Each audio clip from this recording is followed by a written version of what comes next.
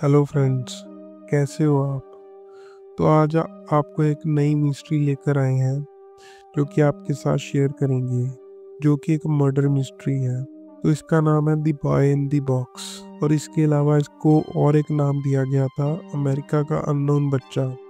तो आप भी इसे जब सुनोगे तो आपके रोंगटे खड़े हो जाएंगे कि कोई ऐसे एक बच्चे के साथ कैसे कर सकता है। तो चलिए शुरू करते हैं। तो बॉक्स में बंद वो अननोन लड़का जिसका बॉडी 25 फरवरी 1957 को फिलाडेल्फिया पेंसिल्वानिया के फॉक्स चेज नेबरहुड में सशकोनिया रोड के पास जंगल में एक कार्डबोर्ड कंटेनर में मिला।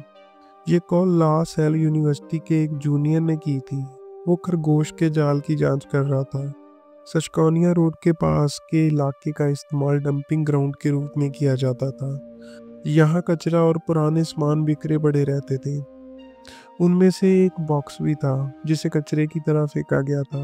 पहले तो कॉलेज के स्टूडेंट ने सोचा कि ये कंटेनर से बाहर निकली एक डॉल है। उसने पुलिस को बुलाया और ऑफिसर एल्मर पाल्मर ने इसकी इन्वेस्टिगेशन की।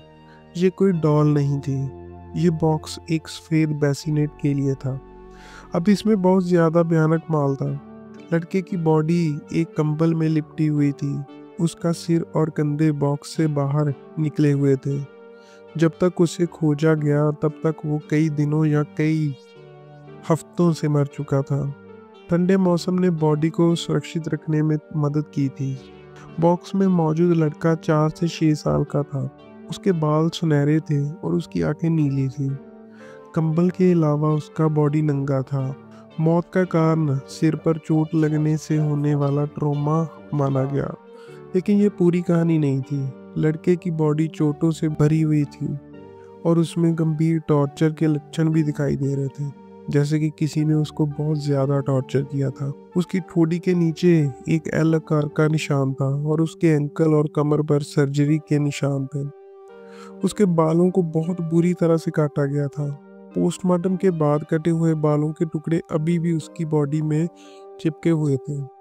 बिल बॉस ने फिलाडेल्फिया सिटी पेपर को बताया उसके पूरे बॉडी पर चोट के निशान थे। उस समय बॉस पेन स्टेट में डॉक्टरल स्टूडेंट थे और बाद में यूनिवर्सिटी ऑफ टेनेसी में फॉरेंसिक के एक लीडिंग एक्सपर्ट थे, जहां उन्होंने बॉडी फॉर्म की स्थापना की, एक संस्था जिसका उपयोग अभी भी एफबीआई और स्टडी डिकम्पोजिशन के लिए किया जाता है। बॉस ने कहा, मैं सोचता रहा कि कोई किसी दूसरे इंसान के साथ ऐसा कैसे कर सकता है, इतने छोटे बच्चे के साथ, वो भी। ये सोच से बाहर था।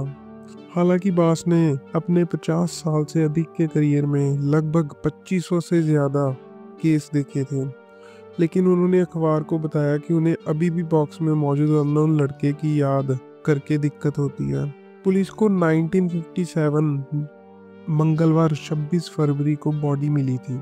उन्हें लगा कि अगले वीक तक केस सुलझ जाएगा। पहले तो हमें लगा कि लड़के का परिवार सामने आएगा, कहेगा कि उसकी मौत एक दुर्घटना थी और कोई ना कोई एक्सप्लेनेशन देगा। लेकिन फिलीपीडी के फिंगरप्रिंट एक्सपर्ट विलियम एच कैली ने बाद में सिटी पेपर को बताया, लेकिन ऐसा नहीं हुआ। दिन और हफ्ते बीत गए और फिर भी उसकी पहचान नहीं हो पाई, जबकि केस बिना किसी सस्पेक्ट्स और बिना किसी जवाब के आगे बढ़ता रहा। लगभग 270 पुलिस एकेडमी के रिक्रूट्स थे, जो नए रिक्रूट्स थे। उन्हें उस जगह के आसपास जंगल की तलाशी की जहां पर बॉडी मिली थी। फिलाडेल्फिया इंक्वायरर ने लगभग 4000 से ज्यादा फ्लायर्स छापे, जिसे हम इश्तिहार भी बोल सकते हैं, जिनमें लड़के को दिखाया गया और क्राइम सीन को दिखाया। इन्हें पूरे एरिया में पोस्ट किया गया और शहर में हर गैस बिल के साथ शामिल किया गया।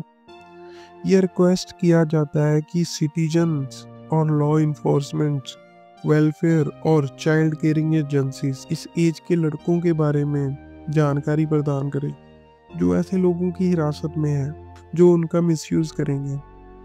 मामले से संबंधित जानकारी रखने वाले को एनकरेज भी किया गया कि हत्या इकाई को किसी भी समय, दिन हो या रात, इन पर्सन और टेलीफोन, हमेशा हमें सूचित करें। डेस्परेशन में पुलिस ने लड़के के बॉडी की एक तस्वीर भी बनाई, पूरी तरह से कपड़े पहने हुए और ऐसे पोज दिए जैसे कि वो बैठा हो जितना संभव हो सके ये अनुमान लगाने की कोशिश करते हुए कि वो लाइफ में कैसा दिखता था। ये सिर्फ एक सोचकर बनाई गई इमेज थी और उसे डिस्ट्रीब्यूट भी किया गया। फिर भी हफ्ते, महीने और फिर कई साल बीत गए, कोई भी जवाब नहीं मिला। क्राइम सीन की छानबीन करने वाले रिक्रूट्स ने एक नीली टोपी को बरामद किया। उन्हें एक बच्चे का स्कार्फ, स्वेटर में लिपटी एक मरी बिल्ली और एक कोने पर जी अक्षर वाला एक सफेद रुमाल भी मिला, लेकिन इनमें से कोई किसी भी सुराग से कोई लीड्स नहीं मिला।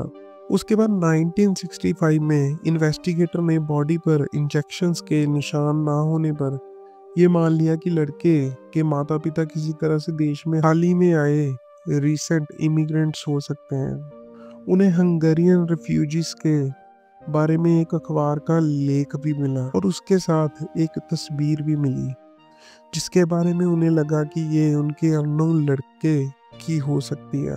इमिग्रेशन और नेचुरलाइजेशन सर्विस की मदद से उन्होंने 11,000 से ज्यादा पासपोर्ट फोटो देखे और फिर एक ऐसा फोटो पाया जो मेल खाता था।